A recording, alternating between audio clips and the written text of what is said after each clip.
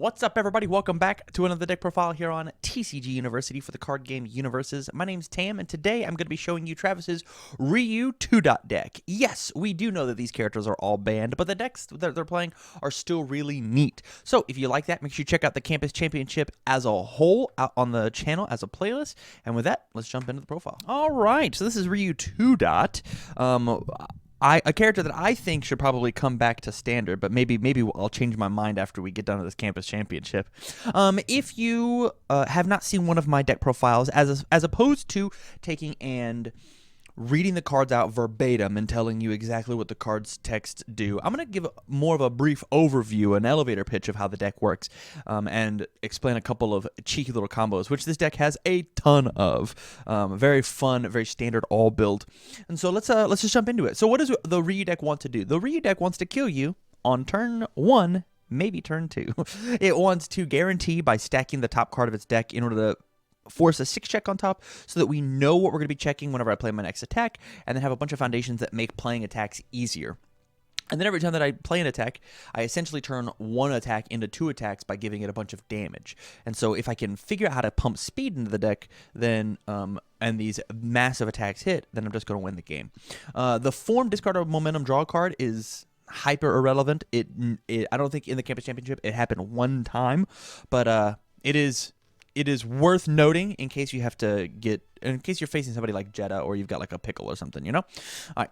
Let's jump into it. So Travis built these decks, and as I said in all of Travis's videos, Travis built a real thick deck. He wants to play a bunch of options, and the coolest option that he decided he wanted to play was actually Ryu 1-dot.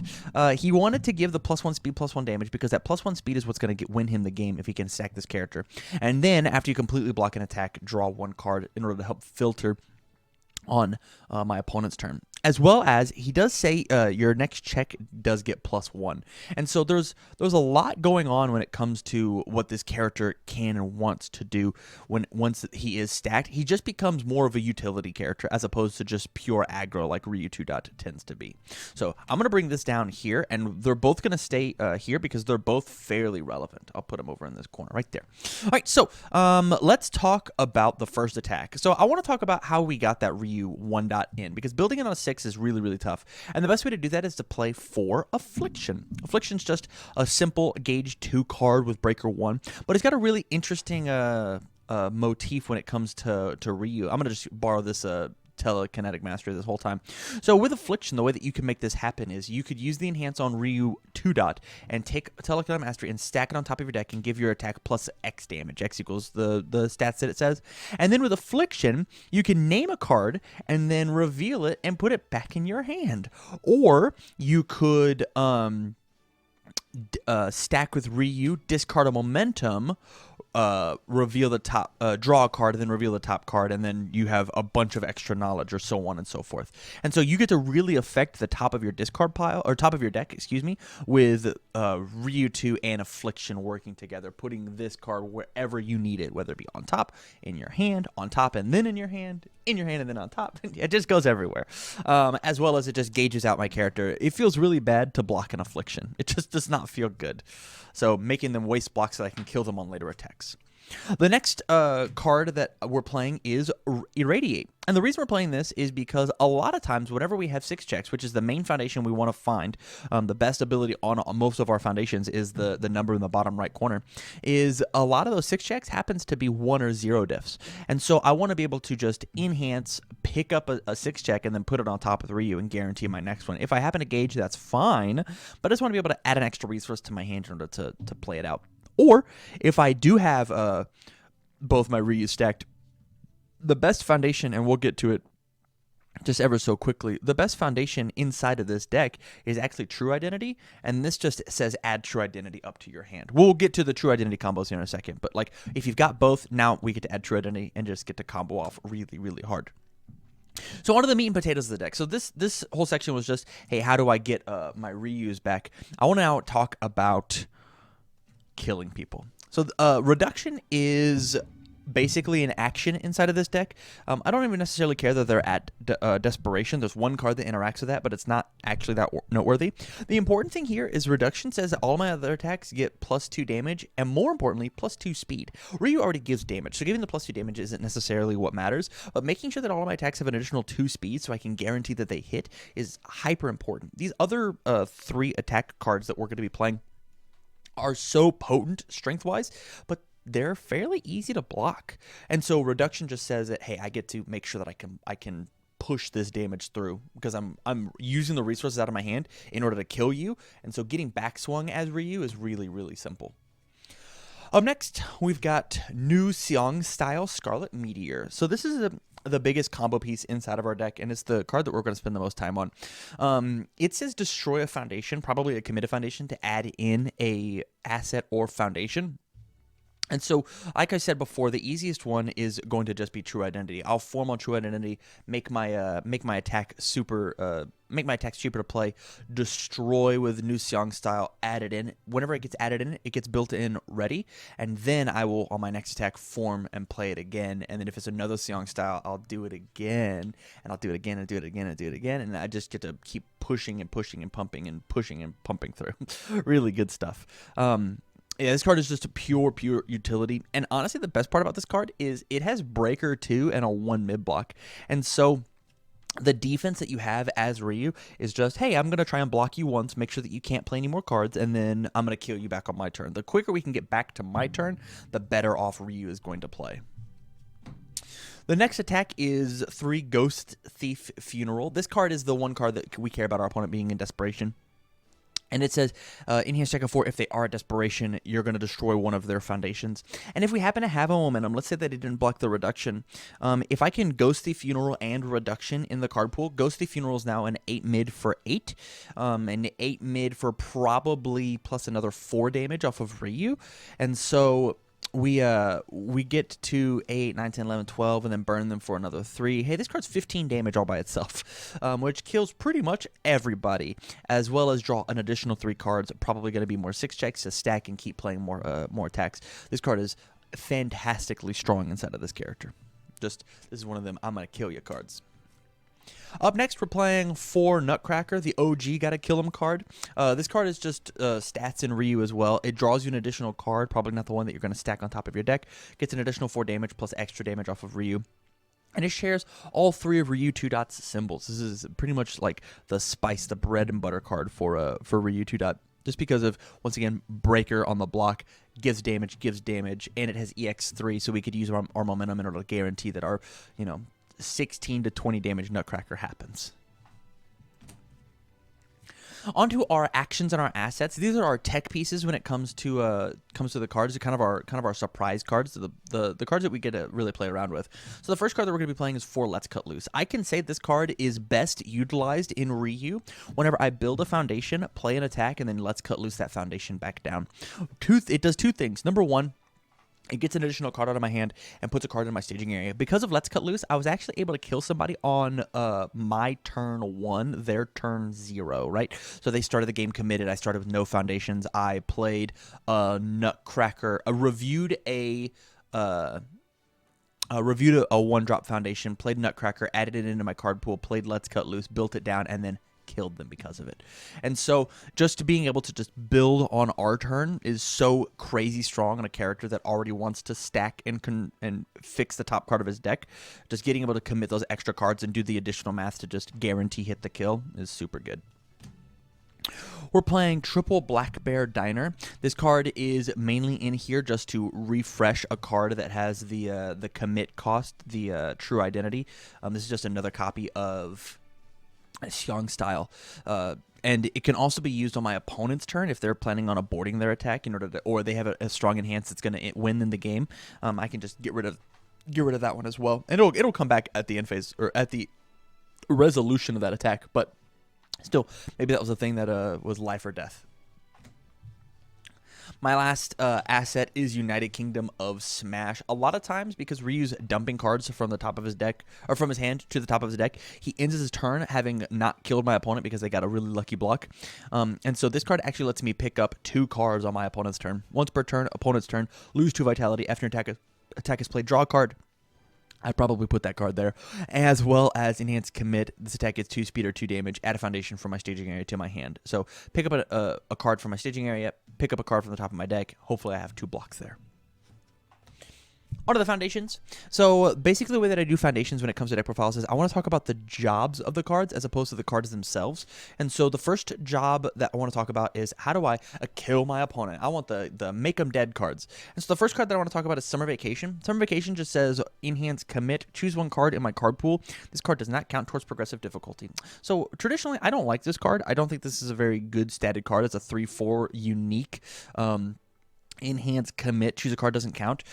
This card only feels good if I know I'm going to play 3, 4, 5 attacks in a turn.